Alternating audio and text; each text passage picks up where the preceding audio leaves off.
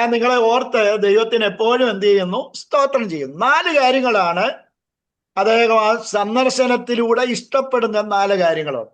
സന്ദർശനത്തിലൂടെ ആഗ്രഹിക്കുന്ന 4 കാര്യങ്ങളുണ്ട്. ഒന്ന്, റോമയിലുള്ള വിശ്വാസികളുടെ ആത്മീയ ശാക്തീകരണം, ആത്മീയമായ അഭിവൃദ്ധി. അവിടെ അദ്ദേഹം പറയാം, നിങ്ങളിൽ നിന്ന് എനിക്ക് പ്രാപിക്കണം, എന്നിൽ നിന്നുള്ളത് നിങ്ങൾക്കും എന്ത് ചെയ്യണം? പ്രാപിക്കണം. കൊള്ളാനും കൊടുക്കാനുമുള്ള ഒരു മനസ്സ് നമ്മൾ അവിടെ കാണുക. രണ്ടാമത് 12ാമത്തെ വാക്യത്തിൽ പറയുക, ഒത്തൊരുമിച്ചുള്ള ആശ്വാസം. ഒത്തൊരുമിച്ചുള്ള ആശ്വാസം. നിങ്ങളും ഞാൻ അവിടെ വരുന്നത് നിമിത്തം ആത്മീയ ആശ്വാസം പ്രാപിക്കണം. നിങ്ങളെ കാണുമ്പോൾ എനിക്കും എന്ത് ചെയ്യണം? ആത്മീയ ആശ്വാസം പ്രാപിക്കണം. 13ാമത്തെ വാക്യത്തിൽ പറയുകയാണ്, അവരിൽ ആത്മീയ ഫലം ഉണ്ടാകണം. ഞാൻ വരുന്നത് നിമിത്തം നിങ്ങളെ കണ്ട് സന്തോഷിച്ചു പോകുകയല്ല, നിങ്ങൾക്ക് ആത്മീയമായ ഫലം ഉണ്ടാകണം. 4ാമത് പറയാണ്, റോമിലുള്ളവരോട് എനിക്ക് എന്ത് ചെയ്യണം? സുവിശേഷം പറയണം. അപ്പൊ ഈ 4 കാരണങ്ങളാൽ എനിക്ക് അവിടെ വരണമെന്ന് ആഗ്രഹമുണ്ട്. അതിന് മെയിനായിട്ടുള്ള കാരണം, ഞാൻ നിങ്ങളെ കാണാൻ ആഗ്രഹിക്കുക. നിങ്ങളോട് എനിക്ക് അത്ര സ്നേഹമുണ്ട്. അങ്ങനെ കാണാൻ ആഗ്രഹിക്കുമ്പോൾ തന്നെ 4 കാര്യങ്ങൾ എനിക്ക് ആഗ്രഹമുണ്ട്. അതൊന്ന്, നിങ്ങളുടെ ഇടയിൽ ആത്മീയ അഭിവൃദ്ധി വരണം. 2, ഒത്തൊരുമിച്ച് ആശ്വാസം പ്രാപിക്കണം. 3, ആത്മീയ ഫലം നിങ്ങൾക്കുണ്ടാകണം. 4, അവിടെയുള്ളവരോട് എനിക്ക് സുവിശേഷം പറയണം. അതുകൊണ്ട് ഞാൻ അവിടെ വരുവാനായിട്ട് ആഗ്രഹിക്കുന്നു.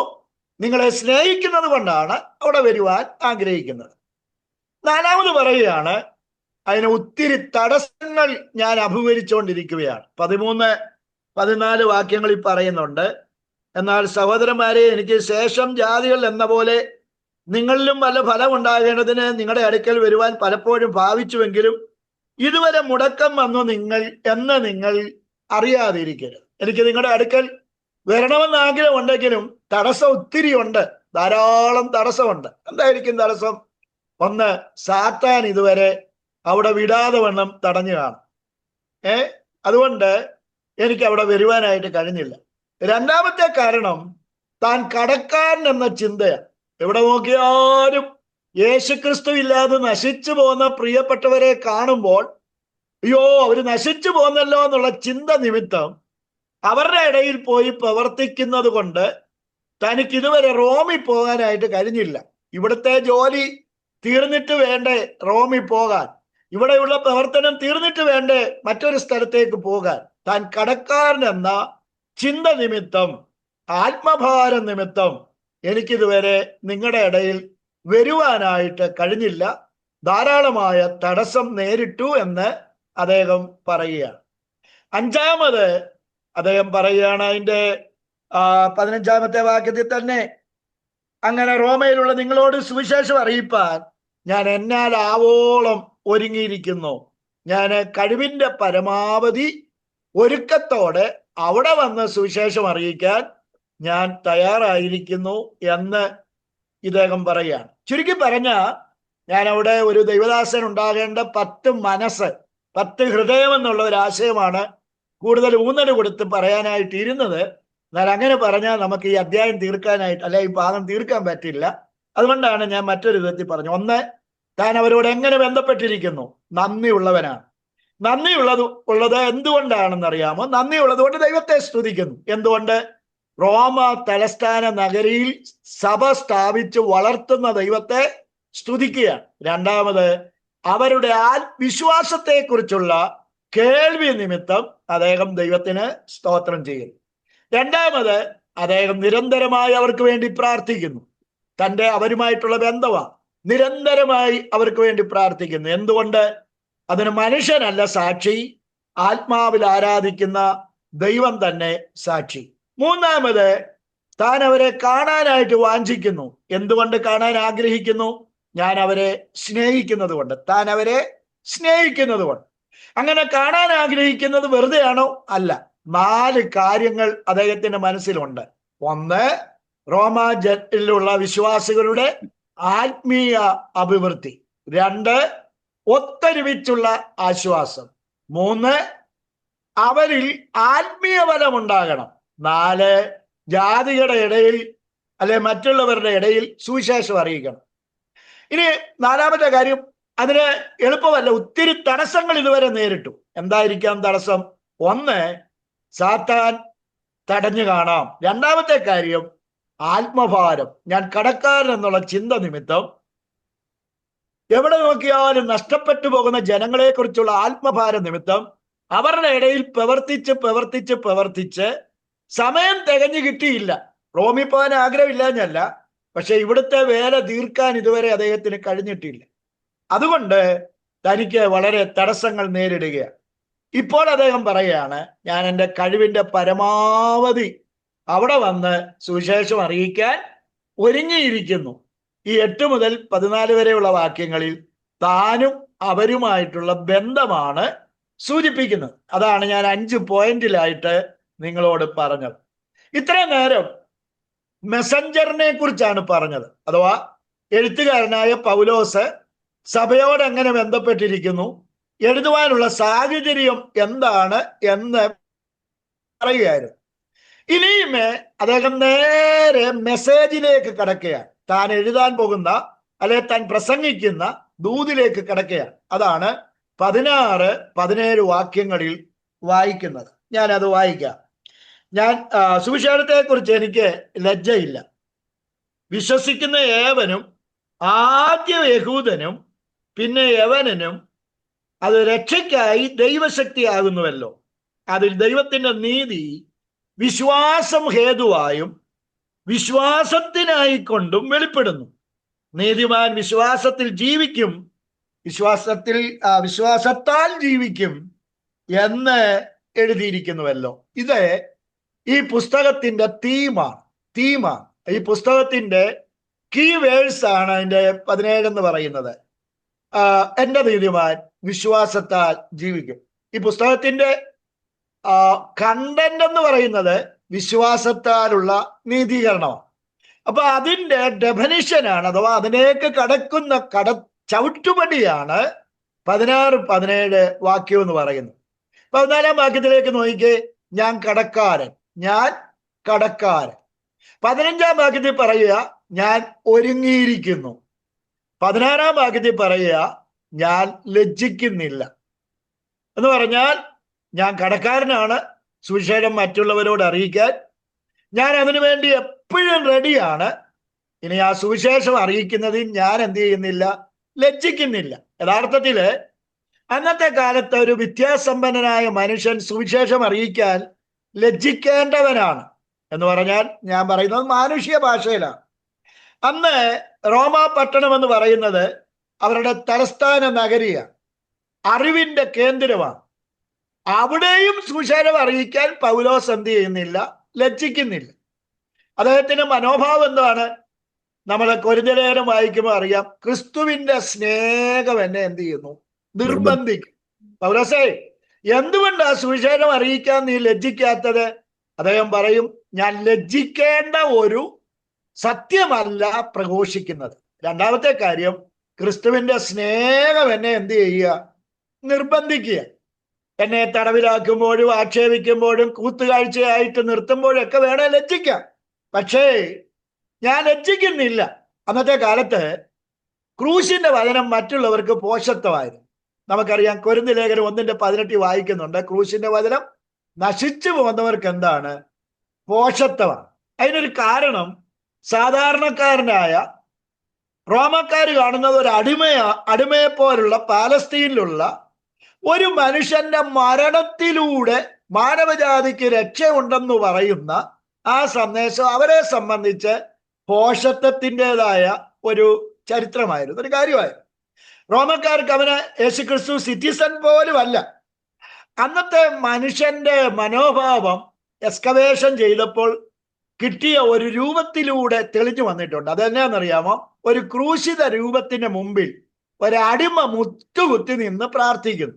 അപ്പോൾ അടിമകൾക്കും പ്രാശവൽക്കരിക്കപ്പെട്ടവർക്കും ഏറ്റവും അടിത്തട്ടിലുള്ളവരുടെയും ദൈവമാണ് യേശുക്രിസ്തു എന്നൊരു ചിന്തയായിരുന്നു എലൈറ്റ് ഗ്രൂപ്പിൽ വസിച്ചുകൊണ്ടിരുന്ന സമൂഹത്തിലെ ഉന്നത സ്ഥാനീയരായ റോമക്കാരുടെ മനോഭാവം എന്ന് പറയുന്നു. അപ്പൊ ക്രൂശിന്റെ വചനം അവരെ സംബന്ധിച്ച് അത്ര വിലപിടിപ്പുള്ള ഒന്നായിരുന്നില്ല. പക്ഷെ അതേ വചനം റോമി പ്രസംഗിക്കുന്നതിന് പൗലോസ്ലിയ പറയുക, ഞാൻ ലജ്ജിക്കുന്നില്ല. കാര്യം ഇന്ന് ലജ്ജിക്കേണ്ടി വന്നാലും ഒരു ദിവസം ദൈവസന്നിധിയിൽ ദൈവം പ്രശംസിക്കുന്ന ഒരു ദിവസമുണ്ട്. അതുകൊണ്ട് ഇന്ന് ഞാൻ ലജ്ജിക്കേണ്ടി വന്നാലും അന്ന് ഞാൻ പ്രശംസയാൽ മൂടപ്പെടും. അതുകൊണ്ട് ഞാൻ സുവിശേഷം അറിയിക്കുവാൻ ലജ്ജിക്കുന്നില്ല. എന്തുകൊണ്ട് ലജ്ജിക്കുന്നില്ല എന്ന് 16-ാം വാക്യത്തിൽ അദ്ദേഹം പറയുന്നുണ്ട്. ആ പറയുന്നത് ഇതാണ്: സുവിശേഷത്തെക്കുറിച്ച് എനിക്ക് ലജ്ജയില്ല. വിശ്വസിക്കുന്ന ഏവനും ആദ്യ യഹൂദനും പിന്നെ യവനനും രക്ഷയ്ക്കായി അത് ദൈവശക്തിയാകും. അപ്പൊ അതിന്റെ ഉത്ഭവം എന്ന് പറയുന്നത് ദൈവം തന്നെയാണ്. അതിന്റെ പ്രൊഡ്യൂസർ എന്ന് പറയുന്നത് ദൈവം തന്നെയാണ്. നമുക്കറിയാം, കൈസർ എന്തേലും പറഞ്ഞാൽ റോമാ സാമ്രാജ്യത്തിലുള്ള എല്ലാവരും കേൾക്കും. കൈസറെ കുറിച്ച് പറഞ്ഞാലും ആൾക്കാർ കേൾക്കും. കൈസറെ കുറിച്ചുള്ള വചനമല്ല, കൈസരുടെ വചനവുമല്ല, ഇത് പിന്നെ ആരുടെ വചനമാ? ദൈവത്തിന്റെ വചനമാ. സുവിശേഷത്തിന്റെ പ്രൊഡ്യൂസർ എന്ന് പറയുന്നത് മനുഷ്യനല്ല, പിന്നെ ആരാ? ദൈവമോ. അതാ പറയുന്നത് 19-ാം വാക്യത്തിൽ 16-ാം വാക്യത്തിൽ പറയുന്നത് രക്ഷയ്ക്കായി ഇതെന്താണ്? ദൈവശക്തിയാണ്. നമുക്കറിയാം, ഗമാലിയേൽ ഒരിക്കൽ പറയുണ്ടായി, സഹോദരന്മാരെ എന്തിനാ ചുമ്മാ വഴക്കടിക്കുന്നത്? ഇത് മാനുഷികമാണെങ്കിൽ എന്ത് ചെയ്യും? തകർന്നു പോകും. അല്ല, ദൈവികമാണെങ്കിൽ നമുക്ക് ആർക്കും തകർക്കാനായിട്ട് പറ്റുകയില്ല. ഇതുപോലെ സുവിശേഷം എന്ന് പറയുന്നത് മനുഷ്യന്റെ മനസ്സിൽ ഉരുത്തിരിഞ്ഞു വന്ന ഒരാശയമല്ല, അത് ദൈവത്തിന്റെ സന്ദേശമാണ്. 2, സുവിശേഷം ദൈവ ശക്തിയാണ്. സ്തോത്രം. ദൈവ ശക്തിയാണ്. 1, സുവിശേഷത്തിന്റെ ഉത്ഭവം ദൈവത്തിൽ നിന്നാണ്. 2, അത് ദൈവശക്തിയാണ്. ഇനി 3-ാമത്, ഈ സുവിശേഷം പ്രൊഡ്യൂസ് ചെയ്യുന്നത് എന്താണെന്നറിയാമോ? സാൽവേഷനാണ്. രക്ഷയ്ക്കായി ഉള്ള സന്ദേശമാണ്. അതുകൊണ്ട് എബ്രായ ലേഖന കർത്താവ് പറയുന്നത്, ഇത്ര വലിയ രക്ഷ, മരണം നീക്കി ജീവൻ നൽകുന്ന, പാപം നീക്കി ദൈവരാജ്യ പ്രവേശനം നൽകുന്ന ഒന്നാണ് സുവിശേഷം. സ്തോത്രം. അത് ദൈവശക്തിയാണ്. രക്ഷയ്ക്കായിട്ടുള്ള ദൂത. നമുക്കറിയാം, ഹിന്ദുമതത്തില് രക്ഷയ്ക്ക് വേണ്ടിയുള്ള പല വഴികളുണ്ട്. കർമ്മമാർഗമുണ്ട്, ഭക്തിമാർഗമുണ്ട്, ജ്ഞാനിമാർഗമുണ്ട്, പിന്നീട് യോഗമാർഗമുണ്ട്. പക്ഷേ വിശുദ്ധ വേദപുസ്തകം പഠിച്ചാൽ രക്ഷയ്ക്കായിട്ടുള്ള ഏക വഴിയാണ് അത് യേശുക്രിസ്തുവിലുള്ള വിശ്വാസത്തിന്റെ മാർഗമാണ്. ഇവിടെ രക്ഷയ്ക്കായുള്ള ദൈവശക്തി എന്ന് പറയുമ്പോൾ നമുക്ക് രക്ഷയുടെ ത്രികാലാനുഭവം അറിയാം, അല്ലേ? 1, നമ്മുടെ ആത്മാവിന്റെ രക്ഷ അഥവാ പാപത്തിന്റെ ശിക്ഷയിൽ നിന്നുള്ള വിടുതൽ. 2, ദേഹിയുടെ രക്ഷ അഥവാ പാപത്തിന്റെ സ്വാധീനത്തിൽ നിന്നുള്ള വിടുതൽ. 3, ദേഹത്തിന്റെ രക്ഷ അഥവാ പാപത്തിന്റെ സാന്നിധ്യത്തിൽ നിന്നുള്ള വിടുതൽ. ഞാൻ ക്ലോക്കെ നോക്കുമ്പോൾ സമയം ഓടിപ്പോകുന്നതുകൊണ്ട് ഇച്ചിരി സ്പീഡിൽ അങ്ങ് പോവുകയാണ്. അപ്പൊ ഭൂതകാല രക്ഷ എന്ന് പറയുന്നത് നമ്മള് യേശുക്രിസ്തുവിനെ വിശ്വസിച്ചപ്പോൾ നമ്മുടെ ആത്മാവിന്റെ വീണ്ടെടുപ്പ് നടന്നു. ഇന്ന് ദേഹിയുടെ വീണ്ടെടുപ്പ് നടക്കുക. താമസമില്ല, കർത്താവ് കടന്നു വന്ന് കാളശബ്ദം ധ്വനിക്കുന്ന ആ പ്രത്യേക നിമിഷം മണ്ണിൽ ഉറങ്ങുന്ന വിശുദ്ധന്മാർ വിൻശരീരധാരികളായി ഉയർത്തെഴുന്നേക്കും. അന്ന് നമ്മുടെ ശരീരത്തിന്റെ വീണ്ടെടുപ്പ് നടക്കും. അല്ല, ജീവിച്ചിരിക്കുന്ന നമ്മെ നോക്കി പറഞ്ഞാൽ പാപത്തിന്റെ ശിക്ഷയിൽ നിന്ന് വിശ്വസിച്ചപ്പോൾ നമുക്ക് വിടുതൽ കിട്ടി. ഇന്ന് പാപസ്വാധീനത്തിൽ നിന്ന് ഡേ ബൈ ഡേ നമുക്ക് രക്ഷ കിട്ടിക്കൊണ്ടിരിക്കുന്നു. നാളെ പാപ സാന്നിധ്യത്തിൽ നിന്നും കർത്താവ് നമുക്ക് രക്ഷ തരും. അതുകൊണ്ട് സുവിശേഷം എന്ന് പറയുന്നത് രക്ഷയ്ക്കായിട്ടുള്ള ദൈവശക്തിയാണ്. ഈ രക്ഷ ത്രികാലാനുഭവമുള്ളതാണ്. അത് പാപത്തിൽ നിന്നും, ശാപത്തിൽ നിന്നും, നരകത്തിൽ നിന്നും, നിത്യ മരണത്തിൽ നിന്നും നമ്മെ രക്ഷിക്കുന്നതാണ്. അതുകൊണ്ടാണ് എബ്രായ ലേഖന കർത്താവ് പറയുന്നത്, ഇത്ര വലിയ രക്ഷ, അത്ര ശ്രേഷ്ഠകരമായ ഒരനുഭവമാണ് സുവിശേഷം നമുക്ക് നൽകുന്നത്. നമുക്കറിയാം, റോമക്കാർക്ക് ചക്രവർത്തി രക്ഷകന് എന്നാ ശത്രുക്കളുടെ കയ്യിൽ നിന്ന് രക്ഷിക്കും, യുദ്ധം വരുമ്പോൾ രക്ഷിക്കും, പട്ടിണി വല്ലതും ഉണ്ടെങ്കിൽ ഒരു സ്ഥാനത്തു നിന്നും മറ്റൊരു സ്ഥാനത്തേക്ക് ആഹാര പദാർത്ഥങ്ങൾ കൊടുത്തുവിട്ട് രക്ഷിക്കും. പക്ഷേ ആ രക്ഷ ഭൂമിയിലുള്ള താൽക്കാലിക വിടുതലാണ്. എന്നാൽ ഇവിടെ പറയുന്ന രക്ഷ മരണത്തിന് അങ്ങേപ്പുറത്തുള്ള ജീവിതത്തിലും സ്വർഗത്തെയും ബന്ധിക്കുന്ന രക്ഷയാണ്. അതിനെന്തോ വേണം? വിശ്വാസം വേണം. എന്തോ വിശ്വാസം വേണം? രക്ഷിക്കുന്ന വിശ്വാസം വേണം. ഇനി ഈ രക്ഷ ആർക്കുള്ളതാ? എല്ലാവർക്കും, ഏവർക്കും. അവിടെ തന്നെ നമ്മൾ വായിക്കുന്നുണ്ട്, രക്ഷയ്ക്ക് ദൈവത്തിന്റെ നീതി വിശ്വാസ ഹേതുവായും അതിന്റെ മേൽ ആദ്യ യഹൂദനും പിന്നെ യവനനും അത് രക്ഷയ്ക്കായി ദൈവശക്തിയാണ്. യഹൂദനെന്നോ യവനെന്നോ ബർബരനെന്നോ കുബേരനെന്നോ കുചേലനെന്നോ ഒരു വ്യത്യാസം ഇല്ലാതെ എല്ലാവർക്കുമുള്ള രക്ഷയ്ക്കുള്ള ഏക വഴി ദൈവത്തിന്റെ സുവിശേഷമാണ്. ആദ്യം യഹൂദന് പിന്നെ യവനന് എന്ന് പറഞ്ഞാൽ ഉടമ്പടിയുടെ ജനം എന്ന നിലയിൽ യഹൂദനും പിന്നീട് സർവർക്കും ഉള്ള രക്ഷയ്ക്കായിട്ടുള്ള ഏക വഴി എന്ന് പറയുന്നത് സുവിശേഷം മാത്രമാണ്. ഇത്രയും പറഞ്ഞിട്ട് അപ്പൊ 16-ാം വാക്യത്തിൽ ഞാൻ സൂചിപ്പിച്ചല്ലോ, 4 കാര്യങ്ങളാണ് പ്രധാനമായി പറയുന്നത്. ഒന്ന്, സുവിശേഷത്തിന്റെ ഉത്ഭവം ദൈവം തന്നെയാണ്. 2, അതിന്റെ ശക്തി എന്ന് പറയുന്നത് അത് ദൈവശക്തിയാണ്, സുവിശേഷം ദൈവശക്തിയാണ്. 3, അതിന്റെ ഔട്ട്കം എന്ന് പറയുന്നത് സാൽവേഷനാണ്.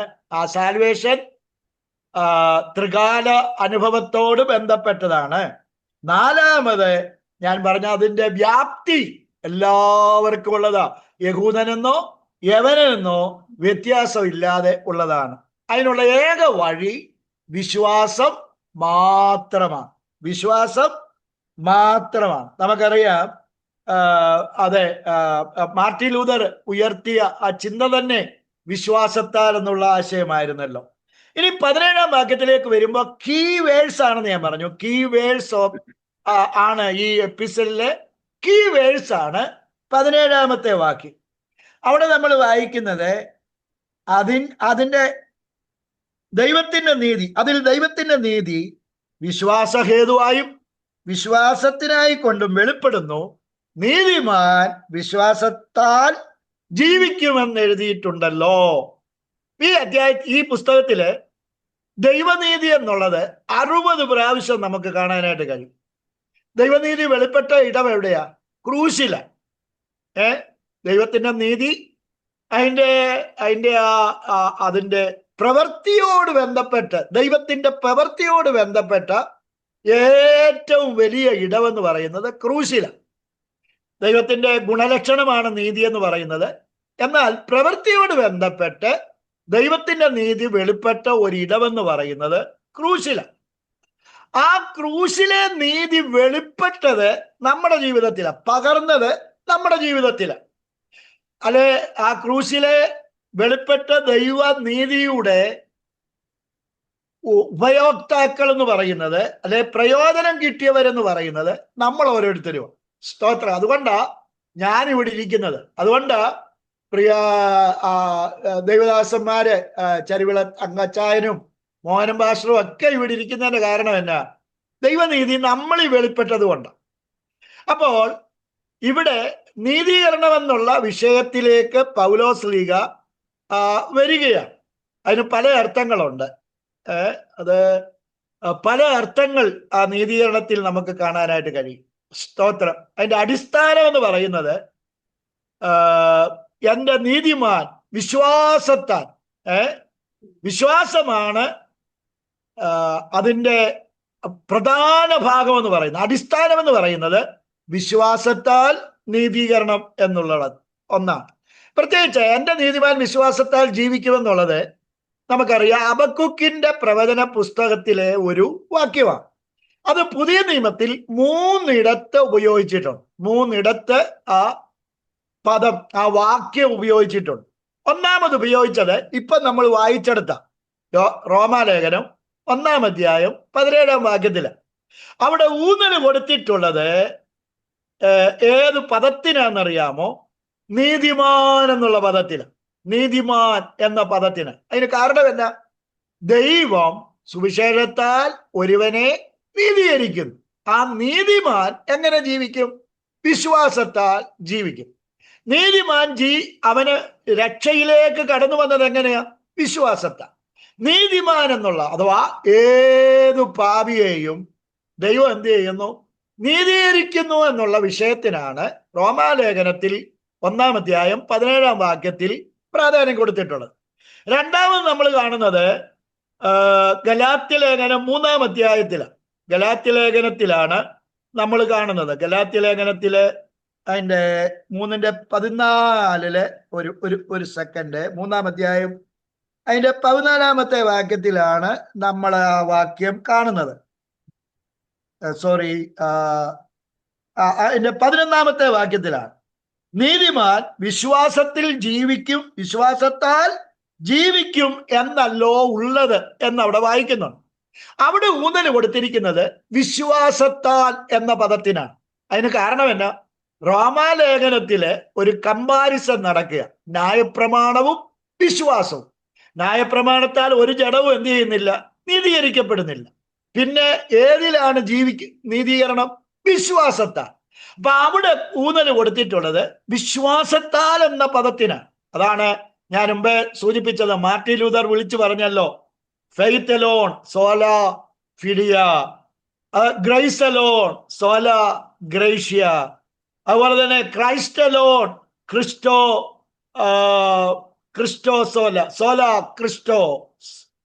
സോല ക്രിസ്റ്റോസ്. അതുപോലെ തന്നെ സോള സ്ക്രിപ്റ്റ് അഥവാ ബൈബിൾ മാത്രം, യേശു മാത്രം, വിശ്വാസത്താൽ മാത്രം, കൃപയാൽ മാത്രം എന്ന മുദ്രാവാക്യം മാർട്ടിൻ ലൂതർ മുഴക്കിയത് ഈ ഒരു കാരണത്താലാണ്, വിശ്വാസത്തിന് ഊന്നൽ കൊടുത്തുകൊണ്ടാണ്.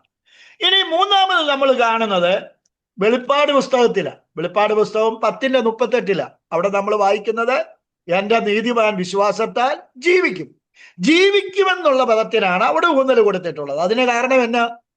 ഒരാൾ പിന്മാറിപ്പോയാൽ അവനിൽ ദൈവത്തിന് എന്തില്ല? പ്രസാദമില്ല. എന്നാൽ എന്റെ നീതിമാൻ വിശ്വാസത്താൽ ജീവിക്കും. അപ്പോൾ ഈ വാക്യം പുതിയ നിയമത്തിൽ 3 റോമാലേഖനം 1:17, ഗലാത്യലേഖനം 3:11, എബ്രായ ലേഖനം 10:38 ഉണ്ട്. അവിടെ 3 ഹബക്കുക്കിന്റെ പ്രവചനത്തിലെ വാക്യം പൗലോസ്ലിയ കോട്ട് ചെയ്തിട്ടുണ്ട്. 3 കോട്ട് ചെയ്തെടുത്ത് ഊന്നൽ കൊടുക്കുന്നത് 3 വ്യത്യസ്ത പദങ്ങൾക്കാണ്. റോമാലേഖനത്തിൽ പാപിയായവനെ ലിംഗവ്യത്യാസമില്ലാതെ, ഭാഷാവ്യത്യാസമില്ലാതെ, മതവ്യത്യാസമില്ലാതെ, യഹൂദനെന്നോ യവനെന്നോ വ്യത്യാസമില്ലാതെ നീതീകരിക്കുന്ന ദൈവത്തിന്റെ പ്രക്രിയയ്ക്ക് നീതിമാൻ എന്നുള്ള പദത്തിന് ഊന്നൽ കൊടുക്കുമ്പോൾ ഗലാത്യലേഖനത്തിൽ വിശ്വാസത്തിനും എബ്രായ ലേഖനത്തിൽ ജീവിക്കും എന്നുള്ളതിനും പ്രാധാന്യം കൊടുത്ത് അവിടെ എഴുതുകയാണ്. അപ്പൊ 19, 16, 17 വാക്യങ്ങളിൽ മെസ്സേജ് അദ്ദേഹം വിവരിച്ചു പറയുകയാണ്. എന്താണ് മെസ്സേജ്? അത് സുവിശേഷമാണ്. അതിന്റെ ഉപജ്ഞാതാവ് അഥവാ അതിന്റെ പ്രൊഡ്യൂസറാണ് ആരാണ്? ദൈവമാണ്. അതിന്റെ ശക്തി എവിടെ നിന്നാണ്? അതിന്റെ പിന്നിലെ പ്രേരക ശക്തി ഏതെങ്കിലും രാജ്യത്തിൻ്റെതാണോ? നോ, അത് ദൈവശക്തിയാണ്. അതിന്റെ ഔട്ട്കം എന്താണ്? സകല മനുഷ്യർക്കും നീതിമാൻ രക്ഷയാണ്. ആർക്കൊക്കെയാണ് ഈ രക്ഷ കിട്ടുന്നത്? യഹൂദന്മാർക്കും കിട്ടും, യവനന്മാർക്കും കിട്ടും. ആ രക്ഷയിൽ എന്തെല്ലാം ഉൾപ്പെട്ടിട്ടുണ്ട്? ത്രികാല രക്ഷ ഉൾപ്പെട്ടിട്ടുണ്ട്. എന്നിട്ട് 17-ാം വാക്യത്തിൽ ആ പുസ്തകത്തിന്റെ തീം അവതരിപ്പിക്കുകയാണ്, വിശ്വാസത്താലുള്ള നീതീകരണം. എങ്ങനെയാണ് നമുക്ക് ഈ നീതീകരണം പ്രാപിക്കുന്നത്? ഒറ്റ വഴിയേ ഉള്ളൂ, വിശ്വാസത്താൽ. അത് വിശ്വസിക്കുന്നവർക്കും അവരിൽ കൂടെ വിശ്വാസം കണക്കിടുന്നവർക്കും എല്ലാം ഈ ദൈവനീതി ലഭിക്കുകയാണ്. ഇത്രയും പറഞ്ഞിട്ട് നമ്മൾ ഇനി അവസാനം അതിന്റെ 18 മുതൽ 32 വരെയുള്ള വാക്യങ്ങളിലേക്ക് ഒരു ഓട്ടപ്രദക്ഷിണം നടത്തുകയാണ്. പൗലോസ് പറഞ്ഞു, ശ്രദ്ധിക്കണേ, പൗലോസ് പറഞ്ഞു, ഞാൻ സുവിശേഷത്തെ കുറിച്ച് ലജ്ജിക്കുന്നില്ല. എന്തുകൊണ്ട്? സുവിശേഷം ദൈവശക്തിയാണ്.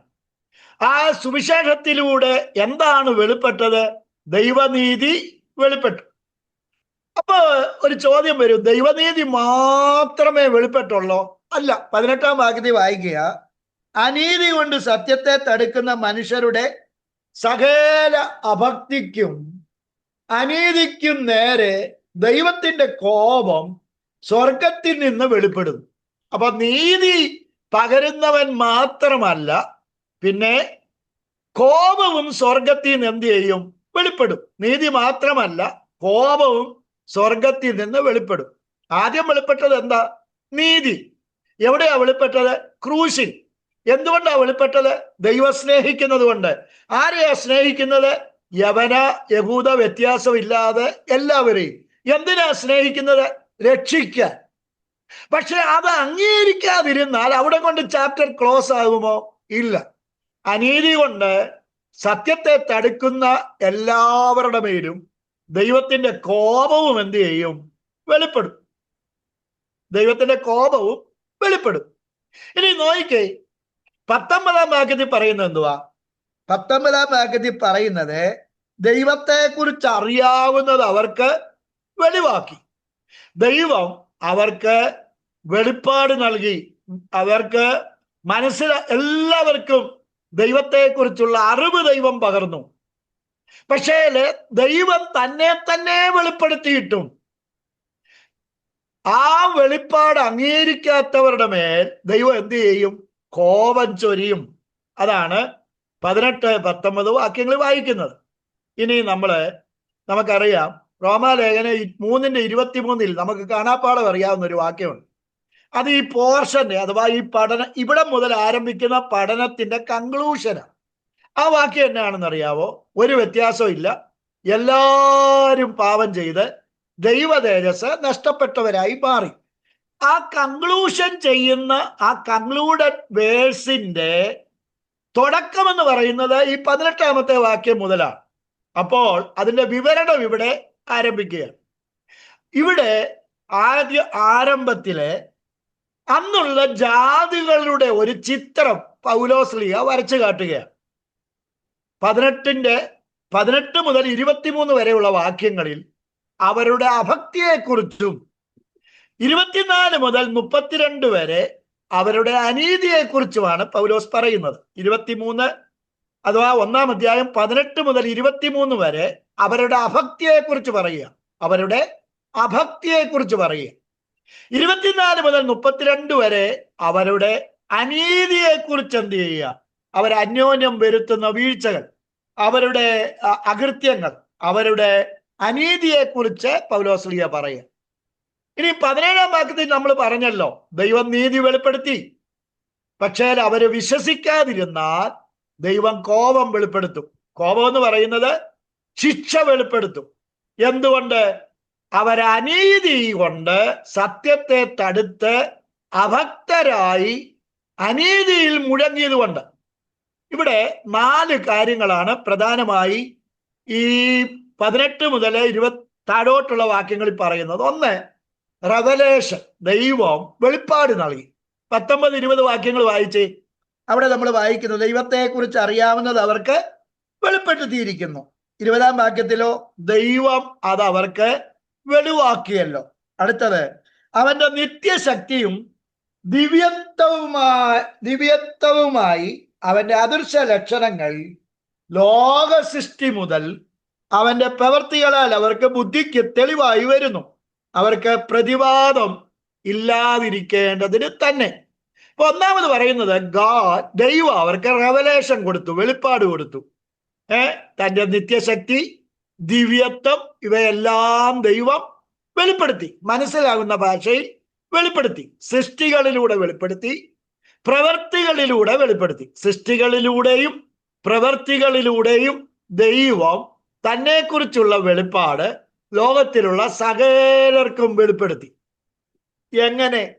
പ്രതിവാദമില്ലാതെ വണ്ണം. എന്ന് പറഞ്ഞാൽ ഞാൻ അറിഞ്ഞില്ലേ എന്നാരും പറയാതെ വണ്ണം പ്രകൃതി കൂടെ വലിയവനായ ഒരു ദൈവം ഉണ്ടെന്നും പ്രവൃത്തി കൂടെ ഒരു വലിയവനായ ദൈവം ഉണ്ടെന്നും ദൈവം വെളിപ്പെടുത്തി. പക്ഷേ അവര് അറിഞ്ഞില്ല, കേട്ടില്ല എന്ന് പറയാനിട വരാത്ത രീതിയിൽ വെളിപ്പെടുത്തി. പക്ഷെ അവരെന്തോ ചെയ്തു? അനീതി കൊണ്ട് ആ സത്യത്തെ അങ്ങ് ഇരുളാക്കി.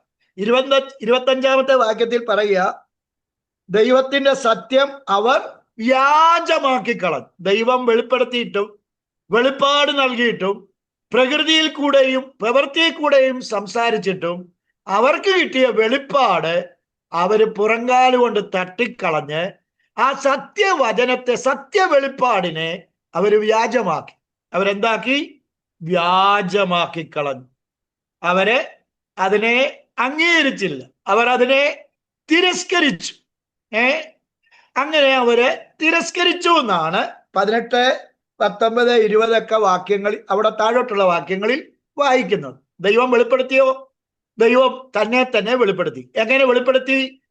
പ്രകൃതിയിൽ കൂടെ, വെളിപ്പാടുകളിൽ കൂടെ വെളിപ്പെടുത്തി. എന്തായിരുന്നു വെളിപ്പാട്? പ്രകൃതിയുടെ സൃഷ്ടി മനോഹാരിതയിലൂടെ, സൂര്യനും ചന്ദ്രനും നക്ഷത്രങ്ങളും പ്രകൃതി ഭംഗികളും ഒക്കെ കണ്ടപ്പോ അയ്യോ, ഇതിന്റെ പിന്നിൽ ഒരു സൃഷ്ടാവുണ്ട് എന്ന് അവർക്ക് വെളിപ്പെടുത്തി. 2, പ്രവൃത്തിയും കൂടെ വെളിപ്പെടുത്തി. ന്യായവിധി ചിലയിടത്ത് കാണുമ്പോൾ നമ്മൾ ഇടിവെട്ടുമ്പോൾ അയ്യോ ദൈവമേ എന്ന് വിളിക്കുന്നത് പോലെ ദൈവീയ പ്രവർത്തികളിലൂടെ ദൈവമുണ്ടെന്ന് അവർക്ക് വെളിപ്പെടുത്തി. പക്ഷെ അവരെന്ത് ചെയ്തു? ആ സത്യത്തെ തിരസ്കരിച്ചു. അനീതി കൊണ്ട് സത്യത്തെ അവരെന്ത് ചെയ്തു? തടുത്തു. 25 വാക്യത്തിൽ അവരെന്തോ ചെയ്തു എന്ന് നമ്മൾ വായിക്കുന്നത്, ദൈവത്തിന്റെ സത്യം അവരെ വ്യാജമാക്കി കളഞ്ഞു. അപ്പൊ രണ്ടാമത്തെ പോയിന്റിലേക്ക് വരിക. അവരെന്ത് ചെയ്തു? ഒന്ന്, റെവലേഷൻ നൽകി. രണ്ടാമത്, റിജക്ട് ദാറ്റ് റെവലേഷൻ. അവരെന്ത് ചെയ്തു? വെളിപ്പാട് നൽകിയ ദൈവത്തെ തിരസ്കരിച്ചു. അതിന് 21 വാക്യം വായിക്കുമ്പോൾ, അവർ ദൈവത്തെ അറിഞ്ഞിട്ടും അവനെ ദൈവമെന്നോർത്തും മഹത്വീകരിക്കുകയോ നന്ദി കാണിക്കുകയോ ചെയ്യാതെ തങ്ങളുടെ നിരൂപണങ്ങളിൽ അവർ ബർത്തരായി അവരുടെ വിവേകമില്ലാത്ത ഹൃദയം എന്ത് ചെയ്തു? ഇരുണ്ടുപോയി. അപ്പൊ അവര് ദൈവത്തെക്കുറിച്ച് അറിഞ്ഞവരാ, പക്ഷെ അവരെന്ത് ചെയ്തു? തിരസ്കരിച്ചു. 19 വാക്യത്തിൽ ദൈവത്തെ കുറിച്ച് അറിഞ്ഞവർ, 21 വാക്യത്തിൽ ദൈവത്തെ അറിഞ്ഞവർ, 25 വാക്യത്തിൽ ദൈവീയ സത്യം അറിഞ്ഞവർ, 28 വാക്യത്തിൽ ദൈവീയ പരിജ്ഞാനം ഗ്രഹിച്ചവർ, 32 വാക്യത്തിൽ ദൈവീയ ന്യായം അറിഞ്ഞവർ. നോക്കണേ, അവരുടെ അറിവിന്റെ വിശാലത നോക്കിക്കേ. ഇത്രേ അറിഞ്ഞവരാ, പക്ഷെ അവരെന്ത് ചെയ്തു? 21 വാക്യത്തിൽ പറയുക, ദേ റിജക്ട് ഗോഡ്. അവർ ദൈവത്തെ തിരസ്കരിച്ചു. എങ്ങനെയുള്ള ദൈവത്തെ? 19 വാക്യം അവർ ദൈവത്തെ കുറിച്ച് അറിഞ്ഞു. 21 വാക്യം ദൈവത്തെ അറിഞ്ഞു. 25 വാക്യം ദൈവീയ സത്യം അവരറിഞ്ഞു. 28 വാക്യം ദൈവീയ പരിജ്ഞാനം അവർ ഗ്രഹിച്ചു. 32 വാക്യം ദൈവീയ ന്യായം അവരറിഞ്ഞു. പക്ഷെ അവരെന്ത് ചെയ്തു? ദൈവത്തെ തിരസ്കരിച്ചു. ഞാനേ ചില സ്പീഡിലാണ് പോകുന്നത്. നമുക്ക് സമയം ഒത്തിരി ഉണ്ടായിരുന്നെങ്കിൽ ഇതെല്ലാം വളരെ വിശാലമായി നമുക്ക് ചിന്തിക്കാമായിരുന്നു. അപ്പോഴേ മനസ്സിലാകത്തുള്ളൂ. കാര്യം നമ്മൾ റഷായിട്ട് വണ്ടി ഓടിക്കുമ്പോൾ ഉണ്ടാകുന്നത് പോലെ തന്നെ ചില സ്പീഡിൽ പോകുന്നത് കൊണ്ട് അത് നമുക്കെല്ലാം അത് ഞങ്ങൾ ശ്രദ്ധിച്ചിരുന്നാൽ മാത്രമേ നമുക്ക് മനസ്സിലാകാൻ പറ്റുള്ളൂ.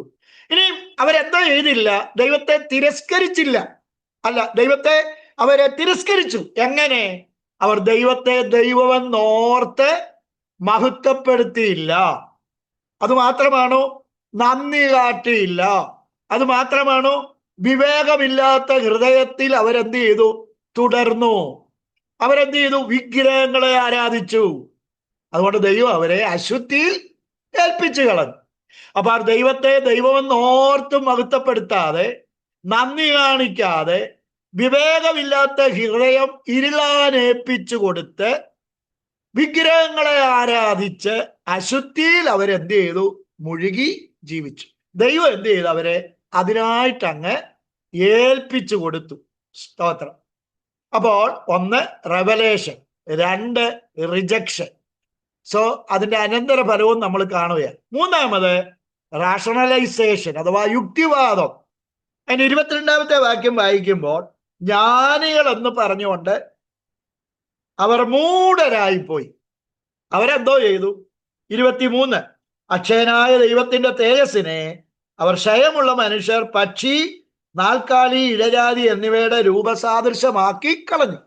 അപ്പൊ അവിടെ അവര് യുക്തിവാദം പ്രകടിപ്പിച്ചു. അവർ പറഞ്ഞു യുക്തിയിൽ ഗ്രഹിക്കാനൊന്നും പറ്റുന്നില്ല. സോ അവർ റിജക്റ്റ് ചെയ്തു. ഞാൻ നോക്കിയിട്ട് ദൈവം ആദിയിൽ ആകാശവും ഭൂമി സൃഷ്ടിച്ചു എന്ന് വിശ്വസിക്കുന്നതാണോ എളുപ്പം, അതോ പരിണാമത്തിലൂടെ പ്രപഞ്ചം ഉണ്ടായെന്ന് വിശ്വസിക്കുന്നതാണോ എളുപ്പം?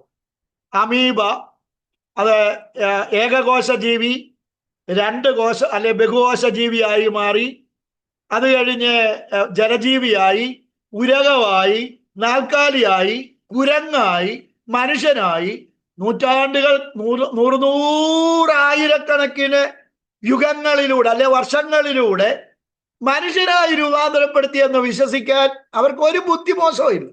ദൈവം സൃഷ്ടിച്ചു എന്ന് പറയുന്നതിനകത്ത് അവർക്ക് യുക്തിഭംഗമാണ്. എന്തുവാ അതുകൊണ്ട് അവരെന്ത് ചെയ്തെന്നറിയാമോ? ഇതിനെയെല്ലാം അവരുടെ ബുദ്ധി വെച്ച് അളന്നു. അവരെന്തോ ചെയ്തു? അതിന് 22-ാം ഭാഗത്തിൽ പറയുക, ജ്ഞാനികളെന്ന് പറഞ്ഞ് അവരെന്ത് ചെയ്തു? ഇരുണ്ടുപോയി. അവരുടെ വിവേകമില്ലാത്ത ഹൃദയം. പ്രകൃതി കൂടെ ദൈവം വെളിപ്പെടുത്തിയിട്ടും പ്രവൃത്തി കൂടെ ദൈവം വെളിപ്പെടുത്തിയിട്ടും ദൈവത്തെ തിരസ്കരിക്കുക മാത്രമല്ല, ഞങ്ങൾക്കിതെല്ലാം അറിയാം, ഇതെങ്ങനെ എല്ലാം ഓട്ടോമാറ്റിക് ഉണ്ടാകുന്നതാണെന്നൊക്കെ പറഞ്ഞ് അവരെന്തോ ചെയ്തു? ദൈവത്തെ തിരസ്കരിച്ചു. ഇനി മതം എന്ത് ചെയ്തെന്നാണ്, നാലാമത് റിലീജിയൻ എന്ത് ചെയ്തെന്നാണ് അതിന്റെ 23-ാമത്തെ വാക്യത്തിൽ പറയുന്നത്. റിലീജിയൻ എന്ത് ചെയ്തു? അക്ഷയനായ ദൈവത്തിന്റെ തേജസ്സിനെ ക്ഷയമുള്ളതാക്കി മാറ്റി. എന്നിട്ടോ വിഗ്രഹാരാധനയുടെ ക്രമം നോക്കിക്കേ. ഈ ഡാർവിൻ പറയുന്നത് ചെറുതിൽ നിന്ന് വലുതുണ്ടായെന്ന. പക്ഷെ വിഗ്രഹാരാധികൾ ചെയ്യുന്നത് എന്തുവാ? നമ്മളതൊന്ന് നോക്കിക്കേ. തേജസ്സുള്ള ദൈവത്തെ മനുഷ്യനാണല്ലോ സൃഷ്ടിയിൽ ഏറ്റവും വലുത്. അതിലൂടെ ചില കഴിഞ്ഞ പക്ഷി, നാൽക്കാലി, ഇടയാതി ഏറ്റവും അവസാനം എവിടെ കൊണ്ടെത്തിച്ചു? ഉരകത്തിൽ കൊണ്ടെത്തിച്ചു. മനുഷ്യനിൽ നിന്ന് നാൽക്കാലിയും പക്ഷിയുമായി, ആ പക്ഷി ആകാശത്തൂടെ പറക്കുന്നതാണല്ലോ, ചില വൃത്തി വീറും ഒക്കെ ഉണ്ടില്ലേ, അതിൽ നിന്ന് നാൽക്കാലിയായി, നാൽക്കാലിയെ മാറ്റിയിട്ട് ഇപ്പൊ എന്തായി? ഉരകത്തിൽ കൊണ്ടെത്തിച്ചു. അപ്പൊ വിഗ്രഹാരാധന യുക്തിവാദികൾ താഴെ അറ്റത്തിൽ നിന്ന് അങ്ങ് മനുഷ്യനായെന്ന് പഠിപ്പിക്കുമ്പോൾ മതം എന്തോ പഠിപ്പിച്ചു? ദൈവം ക്ഷയമില്ലാത്ത തേജസ്സുള്ള ദൈവത്തെ മനുഷ്യൻ, പക്ഷി, നാൽക്കാലി, ഇടജാതി, ഇങ്ങനെ ഓരോ ദിവസം കഴിയുന്നവരും താണ് ഈ അക്ഷയനായ ദൈവത്തിന്റെ തേജസ്സിനെ ക്ഷയമുള്ളവരാക്കി അവരെ മാറ്റി. അപ്പോൾ 18 മുതൽ 23 വരെയുള്ള വാക്യങ്ങളിൽ ഞാൻ 4 കാര്യമാണ് പറഞ്ഞത്. ഒന്ന്, റെവലേഷൻ, ദൈവം സൃഷ്ടിയിലൂടെയും പ്രവൃത്തിയിലൂടെയും തൻ്റെ വെളിപ്പാട് നൽകി. പക്ഷേ അവരെന്ത് ചെയ്തു? റിജക്റ്റ് ചെയ്തു. അവരെ അതിനെ റിജക്റ്റ് ചെയ്തു. അവരതിനെ തള്ളിക്കളഞ്ഞു. അവരതിനെ സ്വീകരിച്ചില്ല. അതുകൊണ്ട് അവരെന്തുകൊണ്ടാണ് സ്വീകരിക്കാതിരുന്നത്? 2 കാരണങ്ങളാണ്. ഒന്ന്, അവരുടെ യുക്തിവാദം കൊണ്ട്, അവരെ ബുദ്ധി കൊണ്ട് അവര് റിജക്റ്റ് ചെയ്തു. 2, മതം കൊണ്ടും അവരെന്ത് ചെയ്തു? അപ്പോ റെവലേഷൻ, റിജക്ഷൻ, പിന്നെ അവരുടെ നമ്മൾ വായിച്ചത് റാഷണലൈസേഷൻ, 4 റിലീജിയൻ. മതം എന്തോ പറഞ്ഞു? ദൈവത്തിന്റെ തേജസ്സിനെ അവര് ഡൗൺ ആക്കി മാറ്റും. അതുകൊണ്ട് ഫലം എന്തായി പ്രിയപ്പെട്ടവരെ? ഫലം ദൈവം അവരെ ചിലതിനൊക്കെ ഏൽപ്പിച്ചു കളഞ്ഞു. 24-ാമത്തെ വാക്യത്തിൽ നോക്കിക്കേ. അവിടെ നമ്മൾ വായിക്കുന്നത്, അതുകൊണ്ട് ദൈവം തങ്ങളുടെ ഹൃദയങ്ങളിലെ മോഹങ്ങളിൽ സ്വന്തം ശരീരങ്ങളെ തമ്മിൽ അപമാനിക്കേണ്ടതിന് അശുദ്ധിയിൽ ഏൽപ്പിച്ചു. ദൈവം ഏൽപ്പിച്ചു കളഞ്ഞു. 26-ലോ അവരെ അപമാനരാഗങ്ങളിൽ ഏൽപ്പിച്ചു. 28-ലോ നികൃഷ്ട ബുദ്ധിയിൽ ഏൽപ്പിച്ചു. അപ്പൊ ദൈവം കൊടുത്ത വെളിപ്പാടും ദൈവസ്നേഹവും മനസ്സിലാക്കാതിരുന്നത് കൊണ്ട് ദൈവം അവരെ കൈവിട്ടു. ചിലതിനങ്ങ് ഏൽപ്പിച്ചു കൊടുത്തു. ദേഹം കൊണ്ട് ദേഹത്തെ അശുദ്ധിക്കായിട്ട് ഏൽപ്പിച്ചു കൊടുത്തു. അപമാന രാഗങ്ങളിൽ ഞാനതൊന്നും കൂടുതൽ വിശദീകരിക്കുന്നില്ല. നിങ്ങൾ ആ താഴോട്ടുള്ള വാക്യങ്ങൾ ഒന്ന് വായിക്കുക, അപ്പൊ കൂടുതൽ മനസ്സിലാവും. ശരീരം കൊണ്ട് ദൈവത്തെ മനസ്സിലാക്കാതിരുന്നത് കൊണ്ട് ശരീരം അശുദ്ധിക്കായിട്ട് ഏൽപ്പിച്ചു. ബുദ്ധി കൊണ്ട് ദൈവത്തെ ആരാധിക്കാതിരുന്നത് കൊണ്ട് ദേഹിയെ എന്ത് ചെയ്തു? അവരെ അപമാനരാഗങ്ങളിൽ സ്വാഭാവിക വിരുദ്ധമായ കാര്യങ്ങൾ ചെയ്യാൻ ഏൽപ്പിച്ചു. ബുദ്ധികെട്ട കാര്യങ്ങൾ ചെയ്യാൻ ഏൽപ്പിച്ചു. ആത്മാവ് കൊണ്ട് ദൈവത്തെ ആരാധിക്കാതിരുന്നത് കൊണ്ട് നികൃഷ്ട ബുദ്ധിക്ക് എന്ത് ചെയ്തു? ഏൽപ്പിച്ചു. ദൈവത്തെ ദൈവമെന്നറിഞ്ഞ് യഥാർത്ഥമായ മഹത്വം കൊടുക്കാതിരുന്നത് കൊണ്ട് ദൈവം അവരെ എന്ത് ചെയ്തു? അവരുടെ സ്വന്തം ഇഷ്ടപ്രകാരം നടക്കാൻ ഏൽപ്പിച്ചു. അവരുടെ ശരീരം അശുദ്ധിക്കായിട്ട് അവര് വിട്ടുകൊടുത്തു. അവരുടെ ബുദ്ധി വികലമാണ്. അവരെല്ലാം സ്വാഭാവിക വിരുദ്ധമായതെല്ലാം, അൺനാച്ചുറലായിട്ടുള്ളതെല്ലാം നാച്ചുറലായിട്ട് അവർ കണ്ടു. അവരുടെ വിവേകമില്ലാത്ത ഹൃദയം എന്ത് ചെയ്തു? ഇരുണ്ടുപോയി. എത്ര സുവിശേഷം കേട്ടാലും സുവിശേഷം കേൾക്കാതെ വണ്ണം കണ്ണു മറച്ചു കളയുന്ന അന്ധകാരത്തിന്റെ ശക്തികൾ അവരുടെ ആത്മ കണ്ണുകളെ ഒന്നുകൂടെ എന്താക്കി? കുരുടാക്കി. അവര് നികൃഷ്ട ബുദ്ധിക്ക് ഏൽപ്പിച്ചു കളഞ്ഞു. നോഹയുടെ കാലം പോലായി. സെൽഫ് സെലക്ഷനും ലോത്തിന്റെ കാലം പോലെ ഹോമോസെക്സാലിറ്റിയും ലെസ്ബിനും ഗേയും എല്ലാം എന്ത് ചെയ്തു? വർദ്ധിച്ചു. ശരീരം കൊണ്ട് അവര് ദൈവത്തെ മഹത്വപ്പെടുത്തിയില്ല, ആത്മാവ് കൊണ്ട് ദൈവത്തെ മഹത്വപ്പെടുത്തിയില്ല, ദേഹി കൊണ്ട് ദൈവത്തെ മഹത്വപ്പെടുത്താഞ്ഞുകൊണ്ട് ദൈവം അവരെ അതിനെല്ലാം നികൃഷ്ടതനും പരിതാപകരമായ അവസ്ഥയ്ക്ക് ഏൽപ്പിച്ചു കൊടുത്തു. നിങ്ങൾ ആ ഭാഗം കൂടുതൽ വായിക്കുക. നമ്മുടെ വീണ്ടെടുപ്പിലും ആത്മാവ്, ദേഹി, ദേഹം.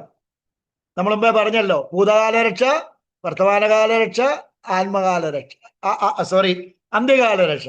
ഇതുപോലെ അവരും എന്ത് ചെയ്തു? അവരുടെ ആത്മാവ് ഇരുണ്ടുപോയി, അവരുടെ ദേഹി അശുദ്ധമായ കാര്യങ്ങൾക്കായിട്ട് ഏൽപ്പിച്ചു കൊടുത്തു, അവരുടെ ശരീരം അശുദ്ധിക്കായിട്ട് വിട്ടുകൊടുത്തു. ഞാൻ അത് മനസ്സിലായി കാണുമെന്ന് ഞാൻ വിശ്വസിക്കുന്നു.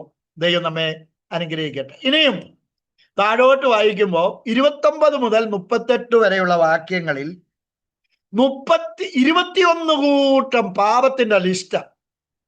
21 കൂട്ടം പാപത്തിന്റെ ലിസ്റ്റ.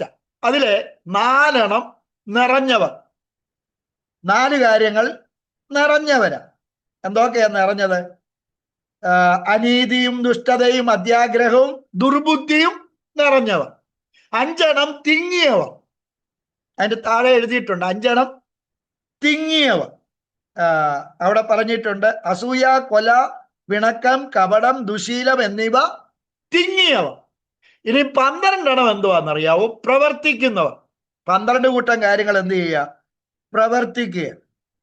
കുരളക്കാർ, ഏഷണിക്കാർ, ദൈവദേശികൾ, നിഷ്ഠൂരന്മാർ, ഗർഭിണിമാർ, ആത്മപ്രശസ്തക്കാർ, പുതുദോഷം സങ്കല്പിക്കുന്നവർ, മാതാപിതാക്കന്മാരെ അനുസരിക്കാത്തവർ, ബുദ്ധിഹീനർ, നിയമലംഘികൾ, വാത്സല്യമില്ലാത്തവർ, കനിവറ്റവർ, ഈ വക പ്രവർത്തിക്കുന്നവർ മരണരോഗ്യർ എന്നുള്ള ദൈവന്യായം അറിഞ്ഞിട്ടും അവയെ പ്രവർത്തിക്കുക മാത്രമല്ല, പ്രവർത്തിക്കുന്നവരിൽ അവരെന്ത് ചെയ്യുക?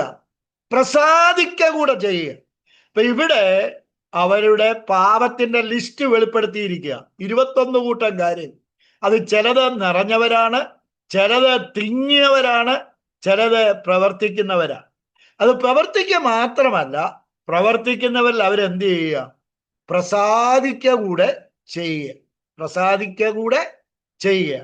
ഞാൻ എൻ്റെ വാക്കുകൾക്ക് ഇവിടെ വിരാമം കുറിക്കുക. നിങ്ങൾ ഈ അധ്യായവും വരുന്ന ആഴ്ച 2-ാം അധ്യായവും ഒന്ന് വായിക്കുക. അപ്പൊ നമ്മൾ പഠിക്കുമ്പോൾ ഇച്ചിരി സ്പീഡിൽ പോകും. ദേവദാസ എനിക്ക് ചുരുങ്ങിയ സമയം, കുറച്ച് ആഴ്ചകളാണ് തന്നിട്ടുള്ളത്, അതുകൊണ്ടാണ് ഞാൻ ഇച്ചിരി സ്പീഡിൽ പോകുന്നത്. അദ്ദേഹത്തെ കുറ്റപ്പെടുത്തുന്നില്ല. ഒത്തിരി നീണ്ടാലും നിങ്ങൾക്ക് മുഷിവ് വരും എന്നുള്ളത് സത്യമാണ്. അതുകൊണ്ട് എൻ്റെ ഹൃദയത്തിലെ മനസ്സിന്റെ ആഗ്രഹം അനുസരിച്ച് എനിക്ക് നിങ്ങളുടെ മധ്യേ ഇത് കൺവേ ചെയ്യാൻ പറ്റുന്നുണ്ടോ എന്നൊരു ഡൗട്ട് ഉണ്ട്. നമ്മളിന്ന് ഒരു ദീർഘമായ കാര്യം പഠിക്കുകയായിരുന്നു. പൗലോസ് എന്തുകൊണ്ട് റോമിലെ സഭയെ സ്നേഹിക്കുന്നു എന്നുള്ളതാണ് ആദ്യം പഠിച്ചത്. രണ്ടാമത് മെസ്സഞ്ചറിൽ നിന്ന് മെസ്സേജിലേക്ക് വരികയാണ്. 16-17 വാക്യങ്ങളിൽ ഈ പുസ്തകത്തിന്റെ കണ്ടന്റ് അദ്ദേഹം വെളിപ്പെടുത്തുകയാണ്. 18 മുതൽ അദ്ദേഹം ലോകത്തിലെ ലോകത്തിലുള്ള ജനത്തിന്റെ പാപത്തിന്റെ ആ ലിസ്റ്റ് വെളിപ്പെടുത്തുകയാണ്. ദൈവം വെളിപ്പാട് നൽകി, പക്ഷെ അവർ റിജക്റ്റ് ചെയ്തു. റിജക്റ്റ് ചെയ്യുക മാത്രമല്ല, യുക്തിഭദ്രമായി അവരതിനെ അവലോകനം നടത്തി നശിച്ചു. മതവും ദൈവത്തിന്റെ തേജസ്സിനെ തേജസ്സില്ലാത്തതാക്കി മാറ്റി. യുക്തിയും മതവും എല്ലാം ദൈവം കൊടുത്ത വെളിപ്പാടിനെ റിജക്റ്റ് ചെയ്തു. അതുകൊണ്ട് ദൈവം എന്തോ ചെയ്തെന്നാണ് ആ താഴെയുള്ള വാക്യങ്ങൾ വായിച്ചത്. എന്നിട്ട് അവരുടെ ഒരു സ്കാൻ റിപ്പോർട്ടാണ് അതിന്റെ 29 മുതൽ നമ്മൾ വായിച്ചത്. ചിലത് ഇപ്പൊ പൊട്ടുമെന്നും പറഞ്ഞ് തിങ്ങി നിൽക്കുക, ചിലത് നിറഞ്ഞു നിൽക്കുക, ചിലത് പ്രവർത്തിച്ചുകൊണ്ടിരിക്കുക. ഒരു സ്കാനിങ് റിപ്പോർട്ടൊക്കെ കിട്ടുമ്പോൾ കാണുന്നത് പോലെ അവരുടെ പിക്ചർ 1-ാം അധ്യായത്തിൽ ജാതീയ ലോകത്തിന്റെ പിക്ചർ അവതരിപ്പിച്ച് പൗലോസ് പറയുക, ഇതൊക്കെ പ്രവർത്തിക്കുക മാത്രമല്ല, ഇതൊക്കെ പ്രവർത്തിക്കുന്നവർ അവര് സപ്പോർട്ടൂടെ കൊടുക്കുന്നു, പ്രസാദിക്കുകയും ചെയ്യുന്നു. നമുക്ക് ദൈവം പ്രസാദിക്കുന്ന ജീവിതം നയിക്കാൻ നമ്മെ തന്നെ ദൈവസന്നിധിയിൽ സമർപ്പിക്കാം. ദൈവം നമ്മെ അനുഗ്രഹിക്കട്ടെ. കർത്താവിന്റെ കൃപ കൂടിയിരിക്കട്ടെ.